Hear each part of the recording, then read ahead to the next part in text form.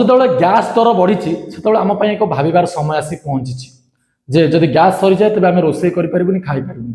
ବନ୍ଧୁ ଚିନ୍ତା କଲେ ଟିକେ ପଛକୁ ଫେରିବା, ଆମେ ଆମ ସଭ୍ୟତା ଏବଂ ସମାଜ ଟିକେ ପଛକୁ ଫେରିବା। ଯେତେବେଳେ କି ଆମ ମାଆ ମାନେ ଘରେ ଚକିରେ ଧାନ ପେଷୁଥିଲେ ଏବଂ ଶିଳରେ ବିରି ବାଟୁଥିଲେ, ଢିଙ୍କିରେ ବିଭିନ୍ନ ପ୍ରକାର ଧାନ କୁଟି ଆମ ପାଇଁ ପିଠା ତିଆରି କରୁଥିଲେ।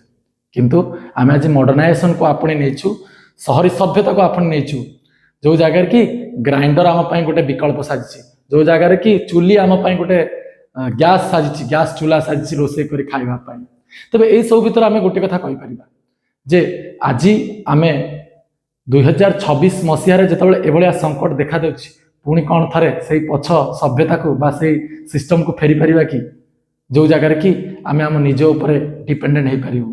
ନା ଆମେ ବର୍ତ୍ତମାନ ଆମ ନିଜକୁ ସେତିକି ପରିଚିତ କରିପାରିବୁ ଯେତେବେଳେ କି ଆମେ ଏନର୍ଜିର ଫ୍ରିଡମ୍ ପାଇପାରିବୁ, ଯେଉଁ ଗ୍ୟାସ୍ ଷ୍ଟୋଭ ବା ବିଭିନ୍ନ ପ୍ରକାର ବିକଳ୍ପ ଅଛି ତା ପାଇଁ ନିଜର ଏନର୍ଜି କ୍ରିଏଟ୍ କରିପାରିବୁ। କରିପାରିବା କି? କମେଣ୍ଟ ମାଧ୍ୟମରେ ଜଣାନ୍ତୁ।